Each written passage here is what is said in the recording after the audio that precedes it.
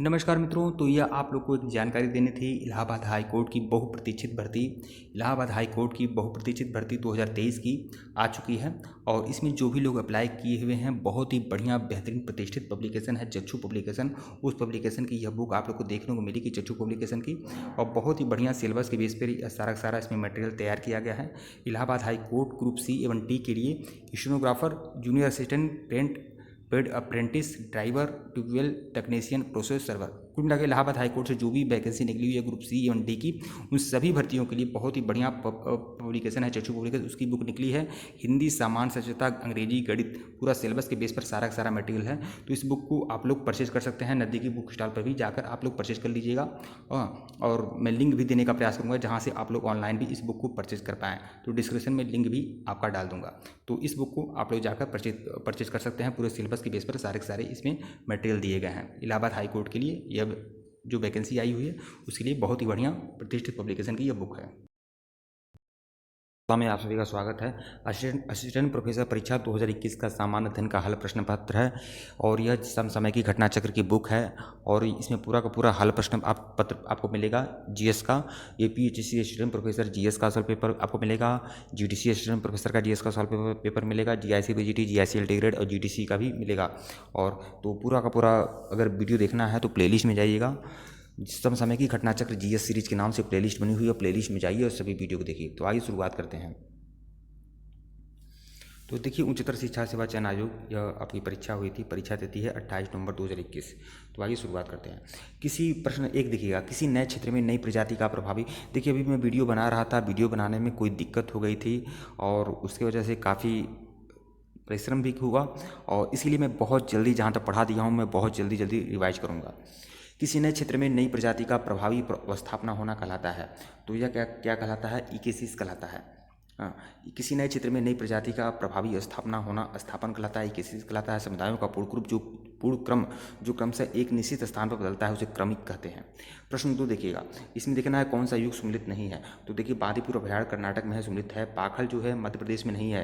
हाँ, पाखल आपका मध्य प्रदेश में नहीं है, इसे आपको सम्मिलित करना है। देखिए, सिकरी देवी जो है हिमाचल प्रदेश में है, सम्मिलित है। दचिकाम जो राष्ट्रीय उद्यान है वो जम्मू कश्मीर में है। पाखल देवी देखिए, पाखल देवी आपका मध्य प्रदेश में नहीं, तेलंगाना राज्य में है पाखल राष्ट्रीय उद्यान, तो इसे ध्यान रखिएगा। प्रश्न 3 देखिएगा, वर्तमान में अधिकांश विद्युत का उत्पादन किसके द्वारा होता है। तो अधिकांश विद्युत का जो उत्पादन होता है ताप विद्युत के द्वारा होता है। और ताप विद्युत क्या है? जीवाश्म ईंधन जलाने से ताप विद्युत उत्पन्न होता है। तो विकल्प बी जो है वो आपका सही है। प्रश्नानुसार दिए गए विकल्पों में वर्तमान में अधिकांश विद्युत का उत्पादन जीवाश्म ईंधन पर आधारित है। भारत सरकार विद्युत मंत्रालय के अनुसार 31 मई 2022 तक भारत में संस्थापित विद्युत क्षमता 4,02,817 मेगावाट थी। इसमें सबसे ज़्यादा हिस्सा क्या आता है? कोयला और लिग्नाइट से ही सबसे ज़्यादा विद्युत उत्पन्न किया जाता है। प्रश्न 4 देखिएगा, इटाई बीमारी में किस रसायन से संबंधित है। तो इटाई बीमारी जो होती है कैडमियम के रसायन से संबंधित है। विकल्प बी जो है वो आपका सही है। इटाई रोग जो होता है कैडमियम नामक रसायन से संबंधित है। सर्वप्रथम यह रोग जापान के टोयाम प्रांत में देखा गया था। मुख्यतः खनन कार्य के लिए नदियों में कैडमियम के विमोचन से यह रोग फैलता है। और मिनी माता रोग जो है मरकरी के संदूषण से उत्पन्न होता है। प्रश्न 5 देखिएगा, भास्कराचार्य की कृति जो लीलावती है। देखिए, लीलावती जो है गणित की पुस्तक है, भास्कराचार्य ने लिखा था। फारसी भाषा में अनुवाद किसने किया है? फैजी ने किया है, जो अकबर के दरबार के एक दरबारी थे। भास्कराचार्य की कृति लीलावती का फारसी भाषा में अनुवाद फैजी ने किया है। प्रश्न 6 देखिएगा, अनहैप्पी इंडिया के लेखक कौन है। तो लाला लाजपत राय हैं, गरम दल के अच्छे नेता थे।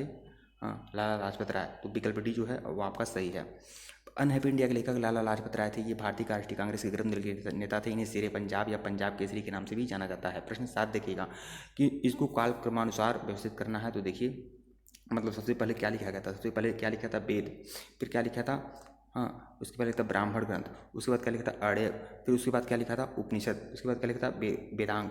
तो विकल्प बी जो है वो आपका सही है। उपनिषदों की संख्या क्या है? 108 है। वेदों की संख्या है 4 है। प्रश्न 8 देखिएगा, जियोग्राफिया नामक पुस्तक किसने लिखी है। तो जियोग्राफिया नामक पुस्तक लिखा है टालमी ने। विकल्प ए जो है वो आपका सही है।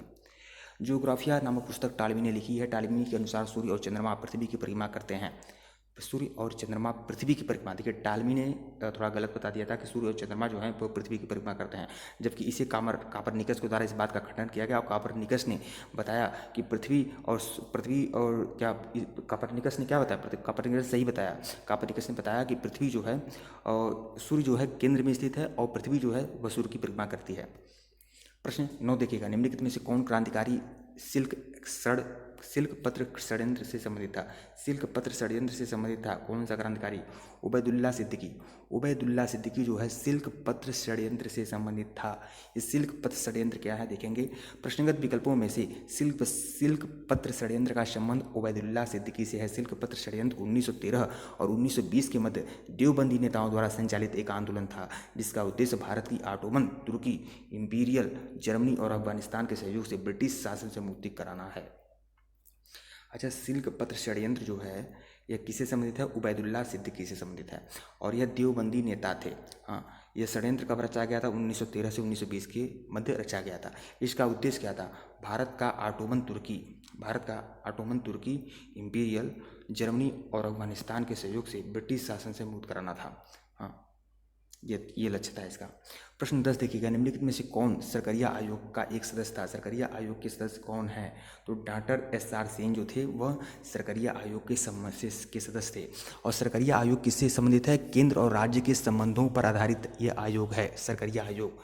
और इसके सक्रिय सदस्य कौन थे? SR सेन थे। केंद्र राज्य संबंधों पर विचार करने और उसको सुदृढ़ करने हेतु सुझाव देने के लिए न्यायमूर्ति RS सरकरिया की अध्यक्षता में जून 1983 में यह आयोग गठित किया गया था। B. Sivaraman, doctor SR Sen इसके 2 अन्य सदस्य थे। आयोग ने जनवरी 1988 में अपनी रिपोर्ट पेश की थी। प्रश्न 11 देखिएगा, ग्रामीण स्वशासन के सबसे निचले स्तर पर लोकतांत्रिक संगठन को क्या कहा जाता है? तो ग्राम पंचायत कहा जाता है। विकल्प C जो है वो आपका सही है। ग्रामीण स्वशासन के सबसे निचले स्तर पर लोकतांत्रिक संगठन को ग्राम पंचायत कहा जाता है। 73वें संविधान संशोधन द्वारा त्रिस्तरीय पंचायती राज व्यवस्था अपनाई गई थी, जिसमें ग्राम पंचायत, क्षेत्र पंचायत और जिला पंचायत समिति सम्मिलित है। जबकि 74वें संविधान संशोधन द्वारा नगर पंचायत, नगर पालिका परिषद और नगर निगम के गठन का प्रावधान किया गया है। प्रश्न 14 देखिएगा। प्रश्न 12, नई रोशनी योजना निम्नलिखित में से किससे संबंधित है? नई रोशनी योजना जो संबंधित है वह अल्पसंख्यक महिलाओं से संबंधित है। नई रोशनी योजना, देखिए नई रोशनी योजना, देखिए नई रोशनी योजना संबंधित है। किससे संबंधित है? तो अल्पसंख्यक महिलाओं से संबंधित है नई रोशनी योजना। विकल्प B जो है आपका सही है।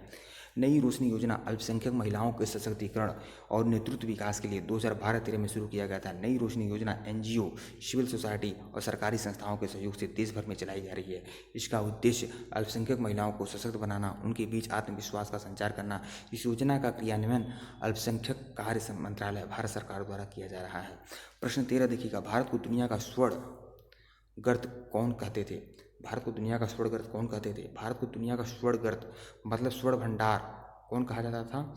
कौन कहते थे? तो रोमन कहते थे। विकल्प C। देखिए, भारत को दुनिया का स्वर्ण गर्त रोमन लोग कहते थे। बस रोमन इतिहासकार प्लिनी ने अपनी पुस्तक नेचुरल हिस्ट्री में भारत को दुनिया की कीमती धातु का सिंह कहा है।